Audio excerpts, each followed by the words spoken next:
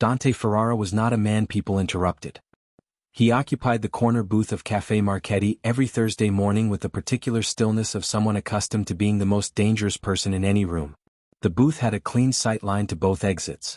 Bruno Marchetti had never needed to be asked which table to keep available. It was a bright Thursday in late October, the kind of morning that flooded through wide windows and turned coffee steam to gold. Dante sat with an espresso cooling in its small white cup while his cousin Marco spread a folded document across the table and walked through the quarterly property numbers. The café hummed with the ordinary business of a weekday, cups and saucers, the hiss of a milk steamer, a child's voice somewhere near the window reading aloud. Dante wore a navy blazer over a white shirt, collar open.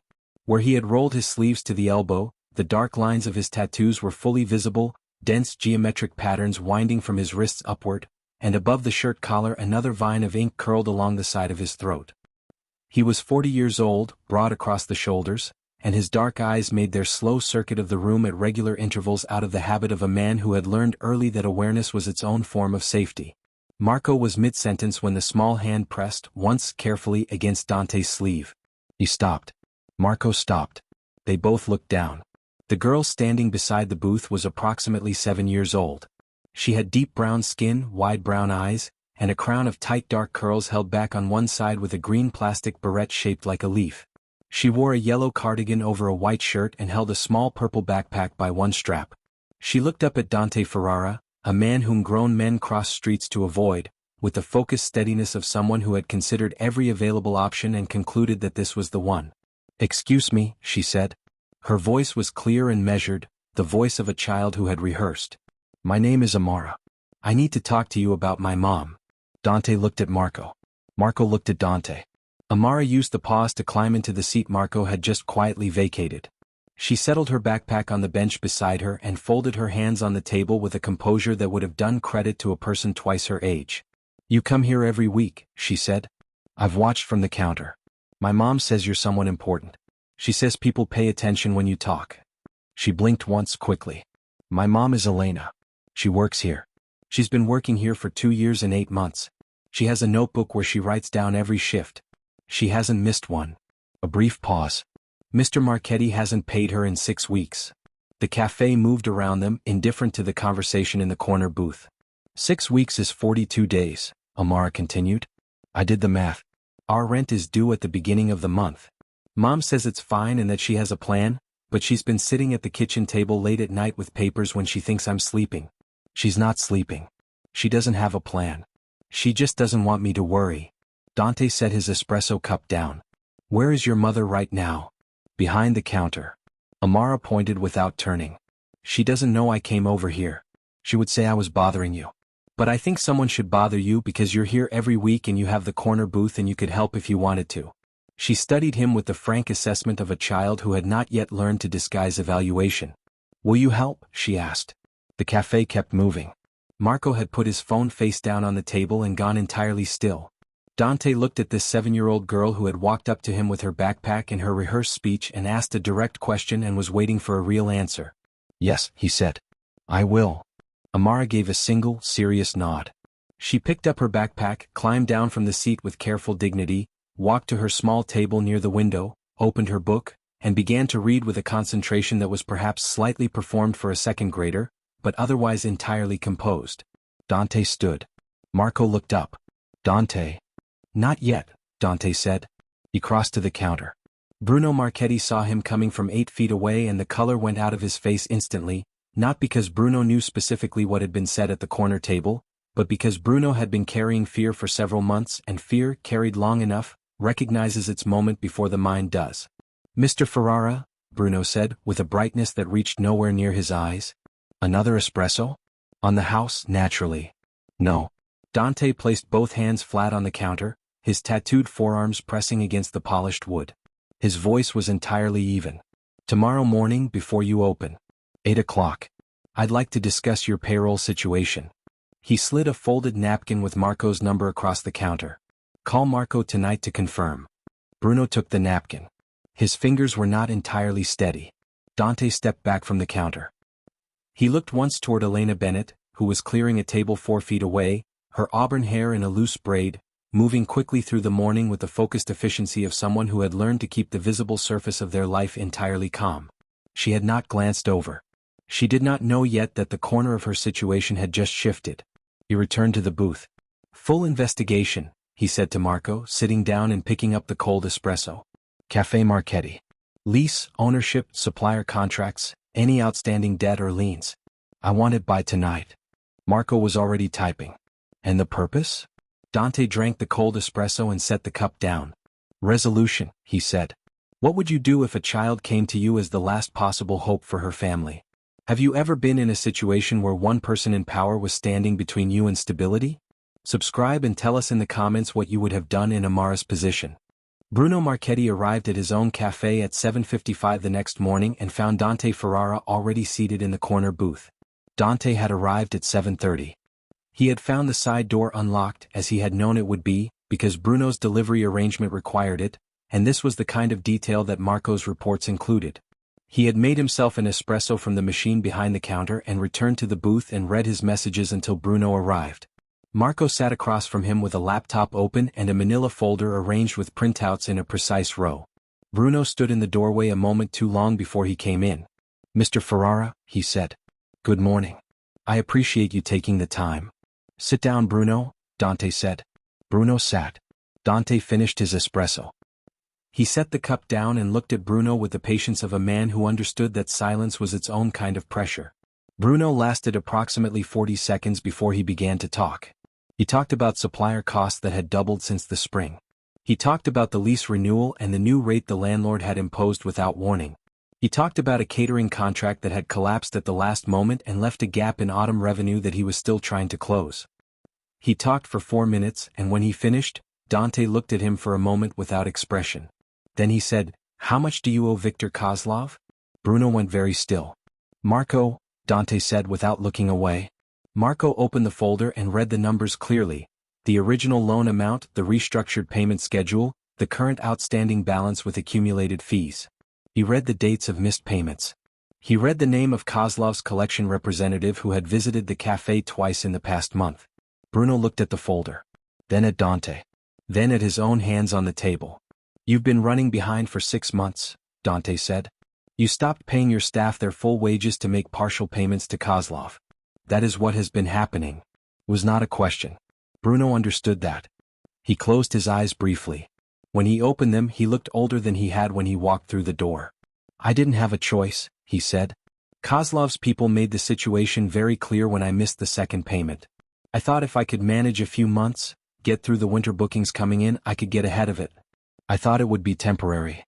"You used your employees as an unofficial line of credit," Dante said. "Without asking them or telling them." Bruno said nothing. "How many staff are owed wages?" Pause. Then, 4. Elena Bennett. 2 kitchen staff, Renata and Paolo. And the weekend barista, Tom. Marco wrote the names in a separate column. Dante stood. He straightened his blazer, picked up his espresso cup, carried it behind the counter, washed it carefully, dried it with a clean cloth from the rack and returned it to the shelf. The small and precise domestic act in the middle of the tense morning was somehow more unsettling than anything he had said. He came back to the table and stood with one hand resting on the back of the booth. "Do not open the cafe until you hear from Marco today," he said. "Do not contact any of your staff until then. I will be in touch with a proposal by this afternoon. Be available." "Are you shutting me down?" Bruno asked. His voice had gone thin. "Not today," Dante said. "Keep your phone on." He and Marco left. On the bright November street outside, Marco fell into step beside him. "He considered running," Marco said. "He won't," Dante said. "Kozlov's deadline is coming and Bruno understands that the only buffer between him and that situation is our current interest. He won't run from the only person who might actually help him." They walked to the corner. Marco turned up his collar against the cold. "And our current interest is the child in the yellow cardigan," Marco said. Dante walked for a moment without responding. "Our interest is a situation that requires resolution," he said. "The child in the yellow cardigan is the reason I stopped ignoring it." He paused at the crossing. "Get Marco Rossi on the phone. I want a full wage calculation for all 4 employees by 2 o'clock.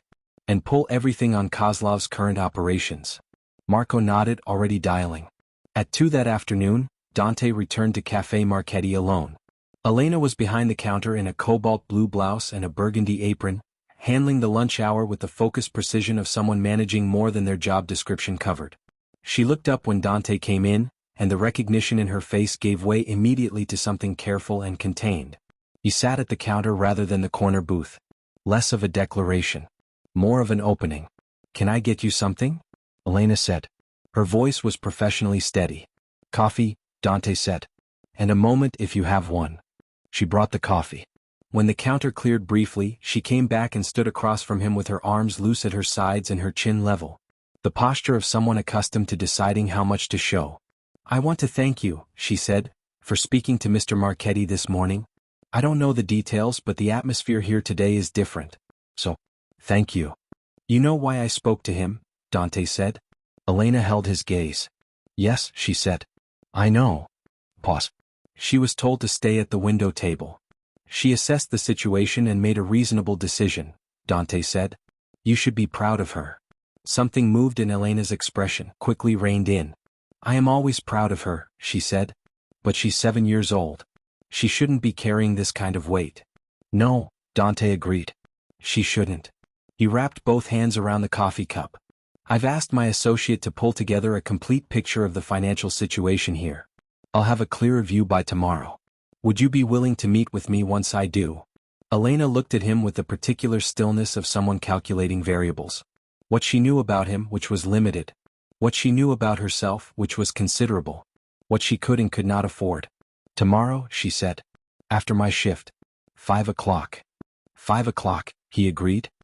He drank the coffee, left a thoughtful amount on the counter, and walked out into the bright afternoon.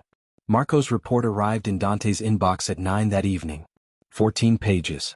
Scanned loan documents, the lease, a summarized timeline of Bruno Marchetti's financial decisions over 18 months, 3 property records showing the address history of Kozlov's collection business. Dante read it at his desk in the wide apartment with tall windows looking over the lit city, bookshelves on one wall and a painting of the Amalfi Coast above the fireplace that Rosa had given him 3 years ago. He read the report twice. Then he sat with a glass of water for a while and thought. The picture was clear and not particularly surprising. Bruno had borrowed from Kozlov 14 months ago to cover a roof renovation that a contractor had overcharged for and then abandoned mid-project. Kozlov's initial terms had been stiff but serviceable. When Bruno missed his third payment, the terms had been restructured. When he missed 2 more, the fees had compounded in ways that turned a manageable debt into an unmanageable one. Bruno had responded not by renegotiating honestly, but by quietly trimming his employees' wages, then cutting them further, then stopping them almost entirely, while making partial interest payments to keep Kozlov's people from escalating. For employees, wages unpaid for between 4 and 8 weeks depending on the individual. Combined outstanding, $11,400. It was, in the context of the numbers Dante worked with regularly, a small figure. It was not a small figure to Elena Bennett. He was at the cafe at 4:50 the next afternoon, already seated at the counter when Elena came out from the back pulling a deep emerald coat over her uniform before removing the apron. Her auburn hair was loose around her shoulders. She looked different outside the pressure of a shift, not softer exactly but more fully present. She sat across the counter from him and accepted the coffee that the evening barista had already prepared at Dante's quiet request. "Tell me what you found," she said. No preamble. He told her everything. He walked through the Kozlov loan, the missed payments, the restructured terms, and the choice Bruno had made about whose money was safest to withhold without immediate consequence. He spoke plainly without softening or editorializing. Elena listened without interrupting, her green eyes steady, both hands wrapped around her cup. When he finished, she was quiet. "He used our wages to pay a loan shark," she said. "Yes. For 6 months. The first 2 months he was still covering shortfalls with cafe revenue. The last 4 months it has come entirely from withheld wages." Elena looked down at the counter. The late afternoon light came through the wide windows and caught the copper in her hair. She pressed her lips together briefly. "Renata has a son starting college in the spring," she said quietly. "Paolo sends money home to his mother every month. Tom is saving toward a move he's been planning for 2 years. She paused. "They're all exactly where I am." "Yes," Dante said. "Which is why I'm not proposing to solve only your part of this." Elena looked up. "What does that mean?" "It means I intend to address the entire situation," he said. "Bruno, Kozlov, all 4 of you. A complete resolution, not a partial fix. She studied him with the careful attention she turned on things that surprised her. He had begun to recognize it. The slight stillness, the direct gaze, the moment before she asked the real question. Why, she said. You don't know me. You don't owe Bruno anything. Kozlov is not your problem. He considered how to answer honestly and completely. I know a child who did something that took real courage, he said. And I know what it looks like when someone is carrying more than they should be carrying alone. Pause. Beyond that, I have reasons of my own that I'd like to explain to you, when you're ready to hear them. Elena held his gaze for a long moment. The cafe was filling around them with the early dinner hour. What are you proposing, specifically? She asked. Tomorrow, he said. I'll have the terms ready. I wanted you to have the full picture first before we talked about solutions. She was quiet again. Then she said, Thank you for telling me. Most people don't. Most people, Dante said, are more comfortable with partial pictures. She picked up the emerald coat from the stool beside her. Tomorrow, she said. Same time. Same time, he agreed. Dante arrived the next afternoon with Marco and a 2-page document in a plain folder. The document was direct. Bruno Marchetti would acknowledge in writing the full amount of unpaid wages owed to each of the 4 employees. Ferrara Holdings would advance the total sum of $11,400 to the employees within 48 hours of signatures. Bruno would sign a repayment agreement structured as a formal personal loan from Ferrara Holdings, with a reasonable monthly schedule and no penalty for early settlement. Bruno would also provide a written acknowledgement to each employee. In exchange, Bruno would have 30 days to elect either a negotiated sale of the cafe property or a restructured operating arrangement in which Ferrara Holdings held a secured interest as collateral. Elena read the document twice.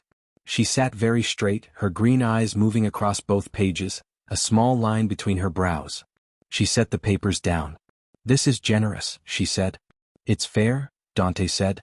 In my current situation they are the same thing. She said it without self-pity, just as an observed fact. She turned to the second page and read it again. Then she looked up. Renata and Paolo and Tom are in this document. Yes. You've never met them. No. But they're included. A complete resolution, Dante said, or it isn't one. Elena set both pages flat on the counter. She looked out the window at the November street, a bright cold afternoon with leaves skimming the pavement in the wind. She had the expression of someone losing a private argument with themselves and knowing it. I don't like needing this, she said. I know, Dante said. You wouldn't be who you are if you did. She looked at him quickly, caught off guard. He said it simply, without decoration, and the simplicity of it landed differently than a more elaborate reassurance would have. Amara doesn't know the details, Elena said. She knows I've been worried about money. She found a solution before I did. Pause. She's 7 years old. She didn't find a solution, Dante said. She found someone she thought could help. That's a different thing, and it required exactly the kind of reading she did.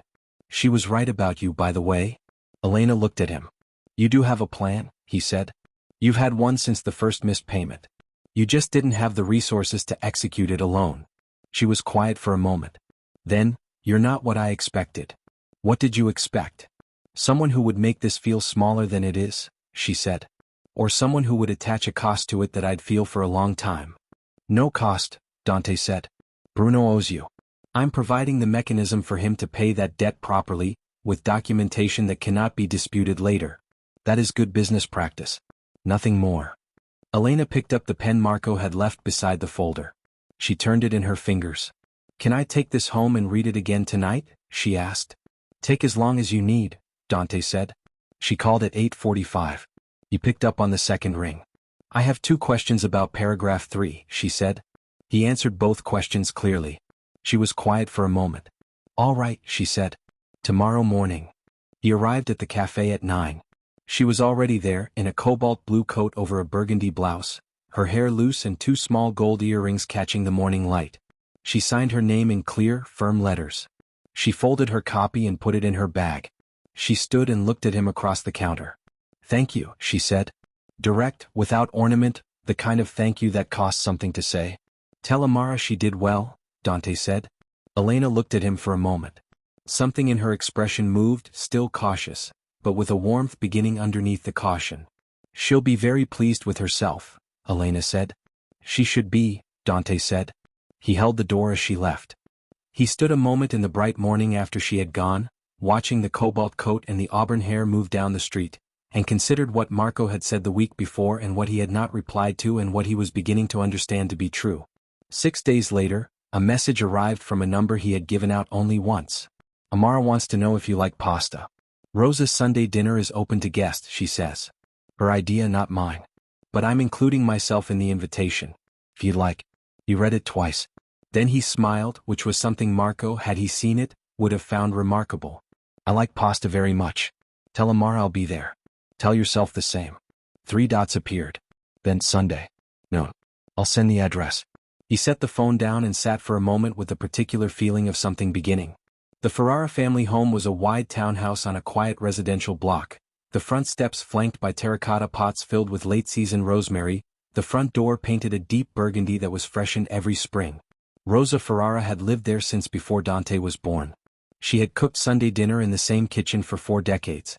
She had fed people she loved and people who needed feeding, and occasionally both at once, which she considered the best possible circumstance. She opened the door before Elena could knock. You must be Elena, Rosa said, in a voice warm and certain as bread fresh from the oven. She was a small, round-faced woman with silver-streaked dark hair and reading glasses pushed up on her forehead, wearing a coral apron over a red blouse. She looked at Elena for half a second and then looked at Amara, who stood at Elena's side in a bright yellow dress with white tights and the green beret, holding a small wrapped package that Elena had told her was not necessary and that she had brought anyway. Rosa crouched to Amara's level without hesitation. And you must be the one who started all of this, she said. Amara considered her carefully. I talked to the man with the tattoos, she said. He said he would help. He did. He did, Rosa agreed. She straightened up and took the wrapped package from Amara's hands with both of hers. He told me about you. He said you were brave. Amara considered this. I was a little scared, she said. That's what brave is, Rosa said. She stepped back from the door. Come in. Dinner is almost ready and Dante is in the dining room pretending he wasn't watching the window for 20 minutes. The house was bright and fragrant, the hallway hung with family photographs and a shelf of small potted herbs near the staircase. Through the doorway the dining room was filled with afternoon light, a long table set with a cream tablecloth and mismatched good china and a vase of deep red dahlias at the center. Marco sat at one end with a glass of sparkling water and raised it when Elena came in. Dante stood when they entered.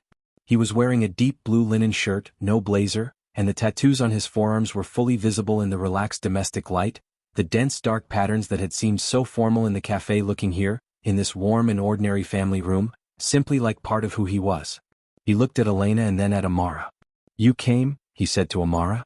I brought a gift, Amara said and pointed toward Rosa, who was already carrying it to the kitchen.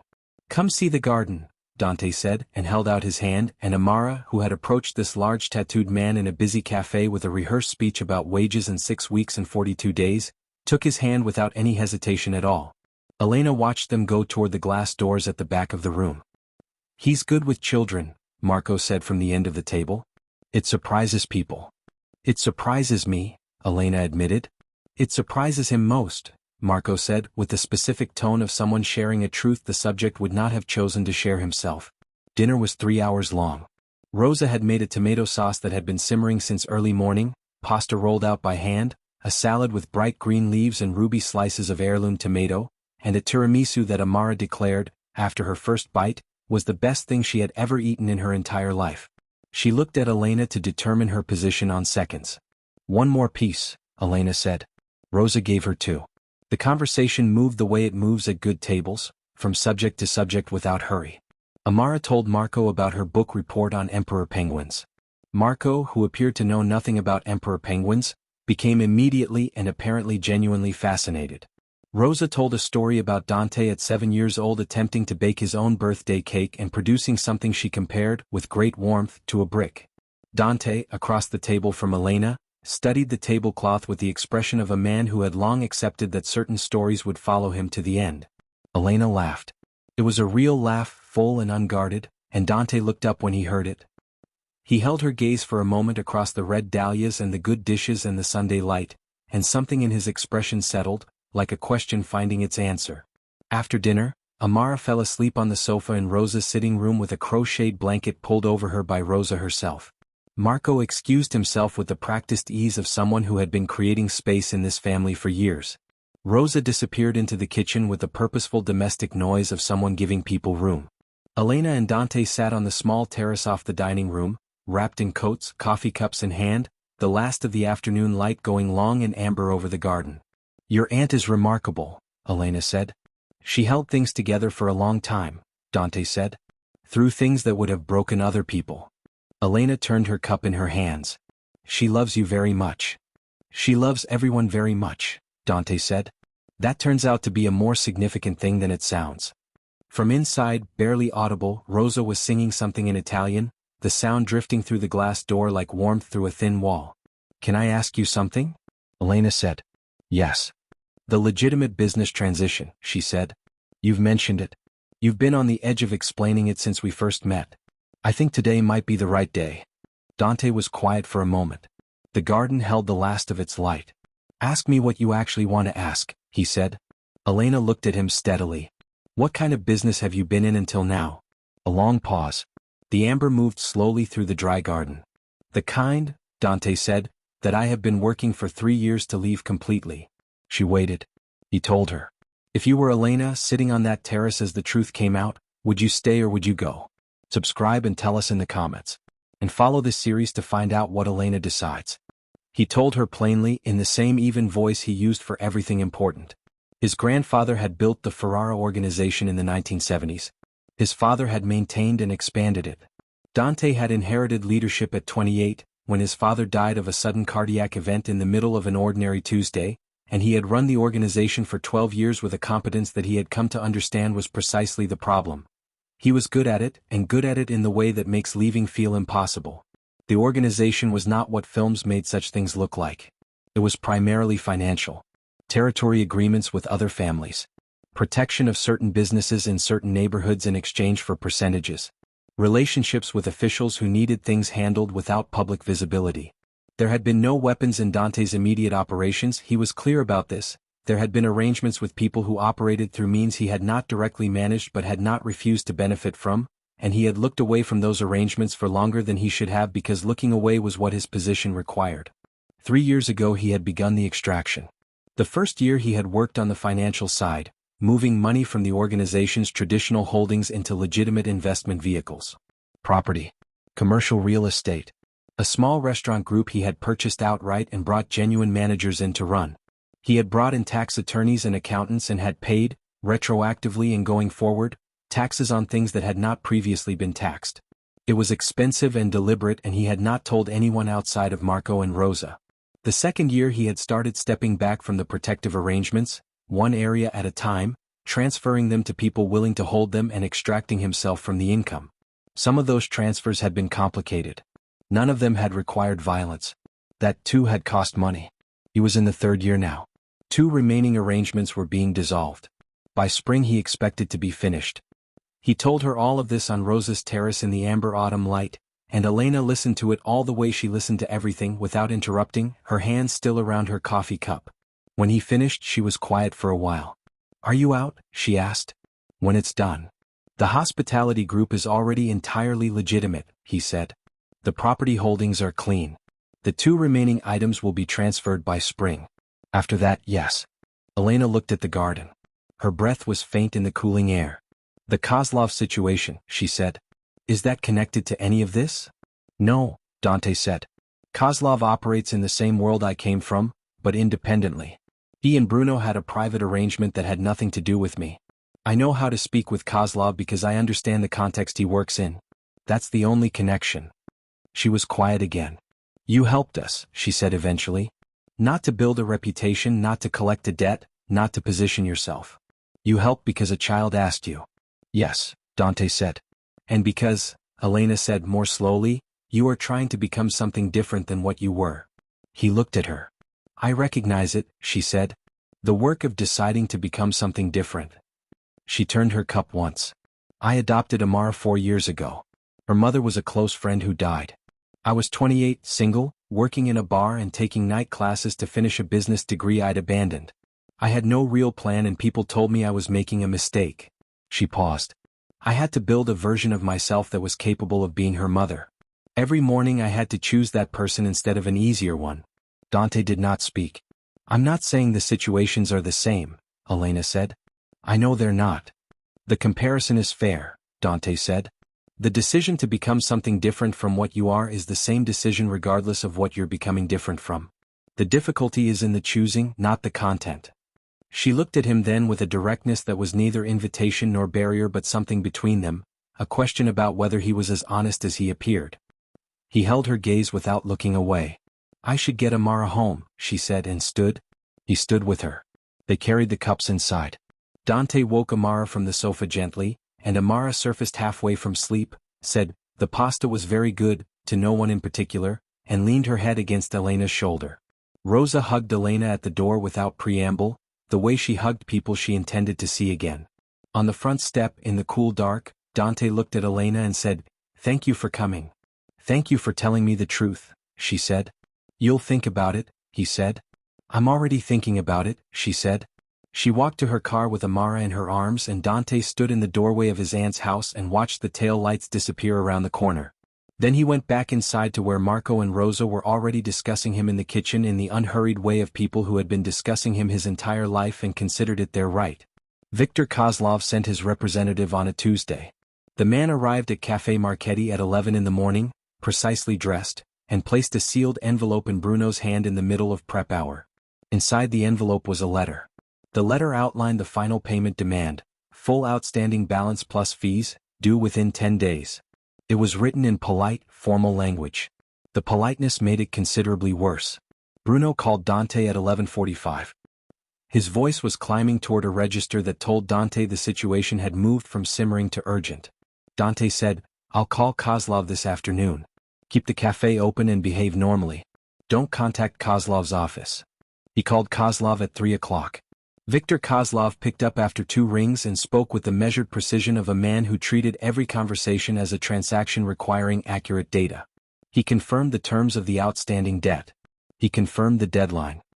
He noted, in a tone of complete neutrality, that he was always open to a reasonable conversation. I'd like to meet, Dante said. Tomorrow morning. Neutral location. You choose it. A brief pause. You are Ferrara? Kozlov said. Yes. A second pause, shorter. I know who you are. I also know you are in the process of transitioning your operations. 3 years in, Dante said.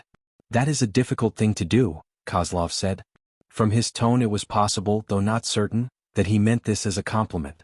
It has been, Dante agreed. Tomorrow, Kozlov said. I'll send an address tonight. The address arrived at 9, a private dining room at a business district hotel known for its discretion and its very good coffee. Dante arrived 10 minutes early with Marco, both in good suits. Kozlov arrived exactly on time, alone. They shook hands. A server brought coffee. Kozlov arranged his cup so the handle aligned precisely with the edge of the saucer and then sat back and waited. Dante laid out the proposal without preamble. Bruno Marchetti was not in a position to pay the full outstanding balance within 10 days. He had mismanaged the situation repeatedly and had compounded the problem by using employee wages to service partial payments without their knowledge or consent. This was, Dante acknowledged, entirely Bruno's failure and not Kozlov's. Kozlov had extended credit in good faith and had a legitimate interest in recovery. What Dante proposed was the following. Ferrara Holdings would purchase the outstanding debt from Kozlov at 85 cents on the dollar, settled within 5 business days. Kozlov would receive payment faster than the 10-day deadline would produce, with no risk of Bruno defaulting again. The debt would transfer to Ferrara Holdings, which intended to resolve it through a negotiated acquisition of the cafe property itself. Kozlov sat with this for a measured moment. You are buying the debt, he said, in order to buy the cafe. Yes. It's a good property. The location is excellent and the market for the neighborhood is improving. It fits a portfolio I'm building in the legitimate hospitality sector. And the employees, Kozlov said. I've heard there is a wage situation as well. The employees are being made whole through a separate arrangement, Dante said. Their wages are not connected to this discussion. Kozlov looked at him with the assessing attention of a man who had spent a career reading people in rooms like this one. You are going to considerable expense, he said, for people you did not know 3 weeks ago. I knew one of them, Dante said. In the way that sometimes matters more than a long acquaintance. Pause. Kozlov lifted his cup and drank. I accept your proposal, Mr. Ferrara, he said. Have the paperwork to my attorney by tomorrow evening. They shook hands. The server refilled the coffee. They made 10 minutes of unremarkable conversation about commercial real estate and the November weather. Then they parted. On the bright street outside the hotel, Marco exhaled slowly. That was notably straightforward. Kozlov is a businessman, Dante said. He'd rather have his money now at a small discount than manage Bruno's default for months. It was always going to be straightforward if the numbers made sense. Marco turned up his collar. The numbers made sense because you were willing to spend the money. Yes, Dante said. That's how math works. They walked toward the car. Marco glanced at him sideways. She'll find all of this out, you know? The detail of it. I know, Dante said. And your plan is? To tell her myself, Dante said. Before she finds out any other way. He called Elena that evening with the update. She asked 2 precise questions. He answered both. She was quiet for a moment. You bought his debt, she said. Purchased it at a discount, he said. Bruno now owes Ferrara Holdings rather than Kozlov, which is a better situation for Bruno and a much cleaner situation for the neighborhood. And our wages are completely separate from this. Your wages were always separate, he said. Those are not subject to negotiation. Those are what Bruno owes you regardless of anything else. Pause. Thinking quiet, he had learned to recognize it. All right, she said. Thank you for telling me. I'll always tell you, he said. That's what I can offer. She was quiet again. Then, with something in her voice that was almost amusement, I didn't agree to an offer. You're considering it, he said. She didn't deny it. 3 days after the hotel meeting, Bruno Marchetti signed the preliminary sale agreement in a law office on a gray November morning. He signed it with his attorney beside him and Dante's attorney across the table and Marco keeping the timeline in a tidy column on his laptop. Bruno had the look of a man setting down something he had been carrying for too long. Exhausted and relieved in equal measure, the specific relief of a complicated lie becoming a simple truth. The wage settlement was executed the same day. $11,400, deposited directly to the accounts of all 4 employees before close of business. Renata called Marco back in tears. Paolo called Elena immediately. Tom sent 3 messages in rapid succession that were largely apologies for his reaction. Elena was sitting at the kitchen table when the deposit notification appeared on her phone. She sat still for a moment. Then she went to Amara's room, where Amara was at her desk in a green sweater doing math homework with the focused expression of someone who took numbers seriously. We're going to be all right, Elena said. Amara looked up. I know, she said, with the serenity of someone who had made a plan 3 weeks ago and had been patiently waiting for the circumstances to confirm it. Elena sat on the edge of the bed and let herself feel, for a moment, the full weight of what had been carried and what had just been set down. The following Monday, Dante asked to meet for coffee at a different cafe, a bright place 2 blocks from Marchetti's with white walls and wide windows and good natural light. He arrived first and was standing when Elena came in. She wore a deep red coat and her hair was loose and gold earrings caught the morning. She had the look of someone who had slept well for the first time in weeks. You look different, he said. I feel different, she said. She sat and ordered coffee. What did you want to tell me? He told her about the acquisition plan. Ferrara Holdings was building a legitimate hospitality portfolio from the ground up. Café Marchetti was an ideal anchor property. Strong location, loyal existing clientele, a kitchen that needed updating but had good structural bones. The plan was to renovate carefully, preserve the neighborhood character and the original architectural details, upgrade the equipment and the menu and keep it a cafe. Make it a very good one. He needed a general manager with genuine operational experience. Real pay, full benefits, actual authority over the daily running of the place. The kind of authority that came with accountability and trust. He looked at Elena across the white table. I'd like you to consider it, he said. Elena looked back at him. The morning light came through the windows, very clean, and she sat in it with the particular stillness of someone processing something real. You're offering me a job, she said. I'm offering you a role, he said. There's a meaningful difference. The cafe would be yours to run. You'd set the schedule, hire the staff, have final say on the menu and the suppliers. I'd be involved at the ownership level but not in the daily operations. The daily operations would be yours. I've been a waitress there for almost 3 years, she said. You've been managing it for almost 3 years, he said. Bruno assigned you gaps he couldn't fill himself. You know the suppliers, the regulars, the rhythm of the kitchen, the timing of the rushes. You also have a business degree. She looked at him. Marco looked me up. Marco looked you up, he said. I read what he found. Which is the same thing, she said, but without real objection. She turned her coffee cup in her hands. She was quiet for a moment. Then, what is this, Dante? Is this a business offer or is it something else? He was quiet for a moment. Then, both, he said. I think you already know that. She held his gaze steadily. I think I do, she said. I would never make them conditional on each other, he said. The role is real and it stands entirely on its own. The other thing is separate. You can say yes to one and no to the other. Elena looked out the window at the November street, bright and cold and moving with the ordinary morning. I need to think, she said. Both things. Take the time, he said. The property acquisition will take 4 to 6 weeks to close. You have room. She nodded slowly. She picked up her coffee and held it before drinking. Why are you doing all of this? She said. It was a quieter question than the ones before, with something more personal underneath the surface. He looked at her. Because a child trusted me with something important, he said, and I didn't want to be the kind of person who let that down. Elena looked at him for a long moment. Then she nodded once and they finished their coffee, and when they said goodbye on the bright sidewalk outside she held his gaze a beat longer than was strictly necessary. He drove home thinking about the red coat and the gold earrings and her question and his answer, and whether it had been everything. It was not quite everything. But it was the truest thing he had found the words for yet. Elena researched Dante Ferrara on a Thursday night while Amara slept. She sat at the kitchen table with her laptop and a cup of tea that went cold, and she looked up everything she could find. His name appeared in connection with 2 court documents from 12 years ago, both resolved without charges. There were property records and company registrations going back 15 years, a mixture of clearly legitimate and deliberately vague. There were 3 articles from the local business press in the past 2 years, all discussing Ferrara Holdings' hospitality investments in the tone that journalists use when noting a transition without quite naming what it is transitioning from. There was a photograph from a charity benefit 4 years ago. Dante in a dark suit, a wide bright room around him. He looked the same. He also looked different. The photograph was from before the decision he had described on Rosa's terrace, and the difference, when she looked closely, was in his eyes. She closed the laptop at 11. She sat for a while with the cold tea and thought carefully about what she was actually asking when she asked whether she could trust him. She was not asking whether he was spotless. That was a question for people who had never made a hard choice. She was asking whether he was honest, which was different and considerably more important. She called him the next morning.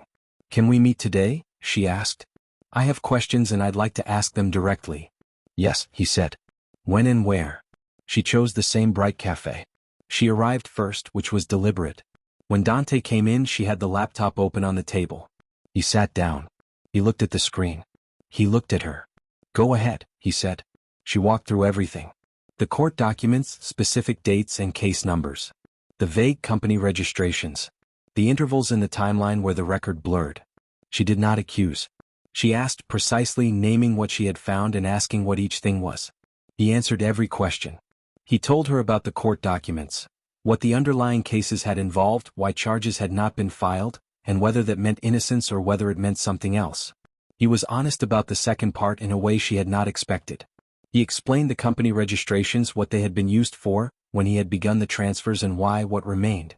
He sat at the table for an hour and a half. He did not ask her to stop asking. He did not lower his voice or shift in his seat.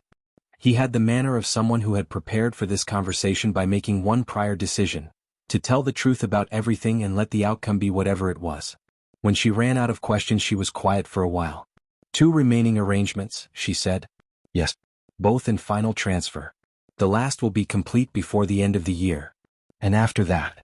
After that, he said, I own a legitimate hospitality company and a real estate portfolio, and I sit on the board of a small community investment fund that Rosa helped me establish 2 years ago. That is the complete picture. Elena looked at him. People in your position don't usually get out, she said. No, he said. They don't. Why are you different? He took his time with this, which she noted and respected. I'm not different, he said. I had access to financial resources that made the transition possible, which most people in my position don't have. And I had a reason strong enough to make me use them. What was the reason? He was quiet for a moment. I looked at what I was building, he said, and I understood that I couldn't be proud of it. I had spent a long time not asking myself that question. Once I did, I couldn't stop. Elena sat with this. Outside the bright window, a cloud moved and the morning opened up, sunlight coming through and making the white walls very white and the table between them very clear. Amara trusts you, she said. I know, he said. She trusted you before I did, Elena said. And she was right. Pause. I'm not saying that because I've decided everything.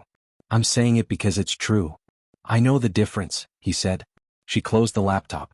She wrapped both hands around the cold coffee cup. I'll take the job, she said.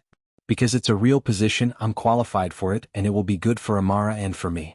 That decision is made. Dante nodded. The other part, she said. I need a little more time. Take it, he said without any hesitation. I don't want you to think the hesitation means no, she said. He looked at her. It means you're careful, he said. I'd be more concerned if you weren't. She looked at him, and there was something in her face that had been moving slowly in a particular direction for weeks and was now close enough to see clearly, not all the way there yet, but close. Same time next week, she said. Same time every week, he said. For as long as you need. The renovation took 6 weeks. Dante's team worked carefully from the inside outward, keeping the wide front windows and the original tin ceiling that Bruno had maintained well over the years and the wide plank floors that had good bones under the old finish. They replaced everything else. The kitchen was rebuilt with proper professional equipment. The counter was extended by 4 feet. The color scheme moved from the tired beige of a decade's gradual neglect to a deep cream and warm terracotta combination that caught the morning light through the front windows and made the whole space feel like somewhere a person could stay comfortably for an hour. Elena was consulted on every decision. She had views on espresso machine placement and the acoustic difference between a tile and wood backsplash and the precise height of a counter designed for someone standing at it for 8 consecutive hours. She had views on the menu and the staff schedule template and the type of music that should play at what volume at different hours of the day. Dante listened to all of it. He overruled 2 decisions, and on one of them she was right and he acknowledged it at the next meeting, and on the other he was right and she acknowledged it without being asked, and neither of them found this particularly difficult. She started in the manager role officially the week renovation began, paid from her first day. She reported to Dante on the project through Marco, which meant she and Dante spoke most days of the week for practical reasons, and occasionally in the evenings for reasons that became, over the course of 6 weeks, less specifically practical. In the 4th week, she stayed late on a Friday evening to review the incoming staff applications and he stayed on no particular operational pretext, and they ordered takeout from the place 2 blocks over and ate it at the newly installed counter and talked for 3 hours about nothing specifically important and everything that mattered. She told him about the night she had gotten the call about her friend, and the morning she had gone to the hospital and come home with Amara, and the judge in the adoption hearing who had made her wait outside for 45 minutes before calling her name. He told her about his father's last year and a conversation the night before he died and how long it had taken Dante to understand what his father had actually meant by it. They talked until 11, when Elena looked at the time and said she needed to relieve the babysitter. At the door she paused, the deep red coat on, one hand on the new door handle. The other part, she said. I've had my time. He looked at her. The answer is yes, she said. In case you were still waiting. Yes. He was quiet for a moment. I was still waiting, he said. She smiled at him. It was the full smile, the one she had not yet turned directly toward him in all the weeks of coffee and careful conversation, and it was better than anything he had allowed himself to anticipate. Good, she said. Don't be late to the opening. She left. He stood in the empty cafe with the smell of new wood and coffee and the warmth of the moment, and felt for the first time in years that he was exactly where he was supposed to be. The cafe reopened on a bright Saturday morning in January. Elena arrived first at 6, and unlocked the door herself with the key that was now formally hers. She wore a deep emerald blouse and slim dark trousers and her hair loose around her shoulders. She stood alone in the quiet of the new space for a moment before beginning the opening routine. The espresso machine warming, the display case arranged, the fresh flowers in the small vase by the register that she had decided was a permanent feature. Amara arrived with Rosa at 9, an hour before the public opening, in the yellow dress that appeared to be a permanent condition and the green beret and her very best shoes. She carried a box of chalk colors. Can I? She asked Elena, looking at the small chalkboard by the door where the daily specials were meant to be written. Can you what? Elena said. Write the specials, Amara said. In good handwriting. I've been practicing at home. Elena looked at the chalkboard she had planned to write herself, then at Amara with the chalk box and the expression of someone whose plan was fully formed. "Go ahead," Elena said. Amara wrote the specials in careful tall letters in yellow and green chalk, with a small drawing of a coffee cup and a steam spiral in the corner. She stepped back and examined it critically. Dante arrived at 9:15 with Marco and 2 bottles of sparkling water tucked under one arm. He came through the door and stopped. "She wrote it," Elena said. He looked at the board, then at Amara. "What do you think?" Amara asked. "It's the best chalkboard menu I've ever seen," he said.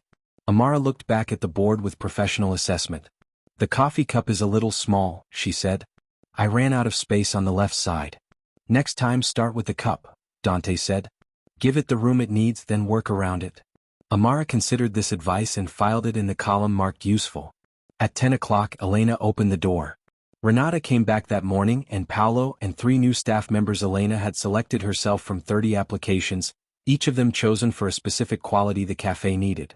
The espresso machine ran properly. The morning rush came in and moved through the space the way Elena had designed it to move, which was to say it worked and the light was good and the sound of the room was right. Bruno Marchetti did not come. He had received, 3 weeks earlier, a formal letter from Dante's attorney confirming the settlement of his outstanding debt, the completion of the property transfer, and a modest payment for the business goodwill, which was not what the cafe had been worth before his decisions but was more than nothing and more than he had any particular right to expect. He had moved to his sister's home in another state. He had, as far as anyone could determine, gone quietly and without incident, which was the best possible version of his exit from the situation. At noon, when the rush had eased into the comfortable hum of a good late morning, Elena came out from behind the counter with 2 coffees and carried them to the corner booth where Dante was sitting with Marco and the property file from the acquisition. She set them down and then slid into the seat across from Dante, because it was the first time in several hours she had sat down, and the corner booth had a good sight line to both exits and to the chalkboard with the small coffee cup in yellow chalk in the corner. "Well," she said. Dante picked up his cup. "Well," he said. Marco found something else to look at with the efficiency of long practice. The January light came through the wide front windows, very white and very clear, and lay across the cream and terracotta walls and the good floors and the small chalkboard that Amara had drawn, and across the table where Elena and Dante sat with their coffee in the ordinary and extraordinary morning of a beginning. Rosa arrived at noon with a covered dish of something that filled the whole cafe with the smell of a sundae, announced her arrival from the doorway in a voice that made 3 nearby customers smile without knowing why, and made herself immediately at home. Amara looked up from the booth where she had installed herself with her book, the green beret, and the yellow dress, and she looked at the room with its people and its light and its new start, and she went back to her book with the specific satisfaction of someone whose plan had worked out exactly as intended. She had known it would. She had known from the moment she tapped the sleeve of the man in the corner booth and he had looked down at her with his careful dark eyes, and she had seen in those eyes not the danger that everyone else seemed to see first but the simpler and more important thing underneath it. Someone who was listening. Some people, it turned out, just needed to be asked.